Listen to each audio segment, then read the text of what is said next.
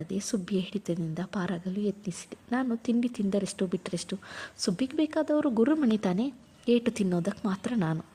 ಸುಬ್ಬಿ ನನ್ನನ್ನು ತಬ್ಬಿಕೊಂಡು, ನನ್ನ ಚಿನ್ನ ಮಾತಾಡಮ್ಮ, ನನ್ನ ಕೈ ಸೇದೋಗ್ಲಿ, ಬೆಳಗ್ಗೆ ನನಗೆ ಬುದ್ಧಿ ಸರಿ ಇರಲಿಲ್ಲ, ಅವ್ರಿಗೂ ಸ್ಕೂಲ್ಗೆ ಗೊತ್ತಾಗಿತ್ತು, ಗುರುಮಣಿ ಬೇರೆ ಹಠ ಮಾಡ್ತಿದ್ರು, ಅಂಬುಜಮ್ಮ ಬಂದು ಬಿಡಿಸ್ಕೊಳ್ದಿದ್ರೆ ನೀನು ಸತ್ತೇ ಹೋಗ್ತಿದ್ದೆ, ಮಾಡೋಕ್ಕೆ ಕೈಲಾಗೋದಿಲ್ಲ, ಬಡತನ ಬೇರೆ ಬಂದು ಕಾಡ್ತಿದೆ, ನನ್ನ ಕೈ ಮುರಿದು ಬೀಳ, ನೋಡು ನಿಂಗೆ ಇಷ್ಟವಾದ ಗೋಳ್ಪಾಟೆ ಮಾಡಿದ್ದೀನಿ, ಬೆಲ್ಲ ಹಾಕಿಲ್ಲ ಸಕ್ಕರೆ ಹಾಕಿ ಮಾಡಿದ್ದೀನಿ ಎಂದಳು. ನಾನು ಕಪ್ಪು ಎನ್ನುವುದು ನನಗೆ ಮೊದಲಿನಿಂದಲೂ ತಿಳಿದಿತ್ತು. ಕಪ್ಪಗಿರುವ ಬೆಲ್ಲ, ಚಿಗುಳಿ ಇವುಗಳನ್ನು ತಿಂದರೆ ಬಣ್ಣ ಇನ್ನೂ ಕಪ್ಪಾಗುವುದೆಂದು ನನ್ನ ದೃಢ ನಂಬಿಕೆ. ಆದ್ದರಿಂದಾಗಿಯೇ ಹುರಿಯಿಟ್ಟು ಬೆಲ್ಲ ಹಾಕಿದ ಗುಳುಪಾಟೆಯನ್ನು ಯಾವುದನ್ನೂ ತಿನ್ನುತ್ತಿರಲಿಲ್ಲ. ಅದನ್ನು ತಿಳಿದ ಸುಬ್ಬಿ ನನಗಾಗಿ ಸಕ್ಕರೆ ಹಾಕಿ ಗುಳ್ಪಾಟೆ ಮಾಡಿದಳು. ಸಕ್ಕರೆ ಹಾಕಿದ ಗುಳಿಪಾಟೆ ಎಂದೊಡನೆ ನನ್ನ ಕೋಪವೆಲ್ಲ ಮಾಯವಾಯಿತು. ನಾನು ಉತ್ಸಾಹದಿಂದ ಚಪ್ಪಾಳೆ ತಟ್ಟಿ, ತುಂಬ ಸಕ್ಕರೆ ಹಾಕಿದೆಯಾ ಎಂದೆ. ಹ್ಞೂ ತಂದುಕೊಡ್ತೀನಿ ಎನ್ನುತ್ತಾ ಸುಬ್ಬಿ ಗುಳ್ಪಾಟೆಯ ದಪ್ಪ ಉಂಡೆಯನ್ನು ತಂದು ನನ್ನ ಕೈಗಿತ್ತಳು. ನಾನು ತಿನ್ನುತ್ತಾ ಆಟವಾಡಲು ಹೊರಗೆ ಬಂದೆ. ಅಂಬುಜಮ್ಮ ಸುಬ್ಬಿಯನ್ನು ನೋಡಿ ನಸುನಕ್ಕು. ಇನ್ನೇನ್ರಿ, ನಿಮ್ಮ ಮಗಳನ್ನ ಸಂತೋಷ ಪಡಿಸ್ತಾ ಇದ್ದಾಯ್ತಲ್ಲ, ಇನ್ನಾದರೂ ಹೋಗಿ ಊಟ ಮಾಡಿ, ಬೆಳಗಿನಿಂದ ಹಸ್ಕೊಂಡಿದ್ದೀರಿ ಎಂದರು. ನಿಮ್ಮ ಹತ್ರ ಸಾಲ ತಗೊಂಡಿರೋ ಸಕ್ಕರೆನ ನಾಳೆ ತೀರಿಸ್ತೀನಿ.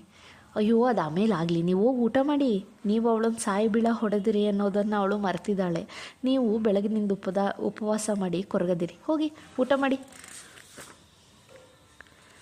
ಎಂದು ಅಂಬುಜಮ್ಮ ಸುಬ್ಬಿಗೆ ಹೇಳಿದರು. ನಾನು ಒಳಗೆ ಹೋದಾಗ ಸೀಮೆಎಣ್ಣೆ ದೀಪದ ಮಂಕು ಬೆಳಕಿನಲ್ಲಿ ಸುಬ್ಬಿ ಒಬ್ಬಳೇ ಕುಳಿತು ಊಟ ಮಾಡುತ್ತಿದ್ದಳು. ನಾನು ಒಳಗೆ ಬಂದು ಅದನ್ನು ನೋಡಿ ತಲೆ ಎತ್ತಿ, ಬಾಪ ನನ್ನ ಹತ್ತಿರ ಕುಳಿತುಕೋ ಎಂದಳು. ನಾನು ಹೋಗಿ ಸುಬ್ಬಿಯ ಹೊತ್ತಿಗೆ ಕುಳಿತುಕೊಂಡೆ. ಸುಬ್ಬಿ ತನ್ನ ಎಡಗೈಯಿಂದ ನನ್ನನ್ನು ಮತ್ತಷ್ಟು ಹತ್ತಿರಕ್ಕೆ ಎಳೆದುಕೊಂಡಳು. ತಂಗಳು ಅನ್ನವನ್ನು ತಿಂದು ಮುಗಿಸಿದಳು. ರಾತ್ರಿ ನನಗಿನ್ನೂ ನಿದ್ದೆ ಸರಿಯಾಗಿ ಬಂದಿರಲಿಲ್ಲ.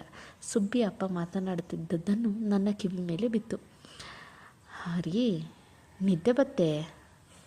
ಸುಬ್ಬಿ ಅಪ್ಪನ ಕೇಳಿದ. ಇನ್ನೂ ಇಲ್ಲ. ಒಂದು ಗಳಿಗೆ ಸುಮ್ಮನಿದ್ದು ಆಕೆಗೆ ಕೇಳಿದಳು, ಬಡವರಿಗೆ ಮಕ್ಕಳಾಗಬಾರ್ದಲ್ವಾ? ಅವಕ್ಕೂ ಸುಖವಿಲ್ಲ, ನಮಗೂ ಸುಖವಿಲ್ಲ. ಬೆಳಗ್ಗೆ 2 ಜಡೆ ಹಾಕು ಅಂತ ಹಠ ಮಾಡಿದ್ಲು. ನನಗೂ ಕೈ ಬಿಡುವಿರಲಿಲ್ಲ. ಅವಳನ್ನು ಹೊಡೆದಾಗೆ ಗುರುನ ಹೊಡೆದಿದ್ರೆ ಅವನು ಖಂಡಿತ ಸತ್ತೇ ಹೋಗ್ತಿದ್ದ. ಅವಳನ್ನು ಹೊಡೆದಿದ್ದಕ್ಕೆ ನನ್ನ ಕೈ ಇನ್ನೂ ಚುರುಗುಡ್ತಿದೆ. ಕೋಪದಲ್ಲಿ ಹೊಡೆದುಬಿಟ್ಟೆ. ಮಧ್ಯಾಹ್ನವೆಲ್ಲ ಮನಸ್ಸು ಒದ್ದಾಡ್ಬಿಡ್ತು ಕಣ್ರಿ. ಹೋ ಅದಕ್ಕ ಸಕ್ಕರೆಯಿಂದ ಮಾಡಿದ ಗುಳ್ಪಾಟೆ ಲಂಚ? ಹ್ಞೂ ರೀ, ಸಾಲ ತಂದು ಮಾಡಿದ್ದೀನಿ, ನಾಳೆ ತೀರಿಸ್ಬೇಕು. ನನಗೆ ನಿದ್ದೆ ಹತ್ತಿದ್ದರಿಂದ ಮುಂದಿನ ಮಾತುಗಳು ಕೇಳಲಿಲ್ಲ. ಮಾರನೆಯ ನನಗೆ 2 ಜಡೆ ಹಾಕಲು ಸುಬ್ಬಿ ತಾನಾಗಿಯೇ ಮುಂದೆ ಬಂದಳು. ಕಂದ ಬಾ ಅಮ್ಮ, ಇವತ್ತು 2 ಜಡೆ ಹಾಕ್ತೀನಿ.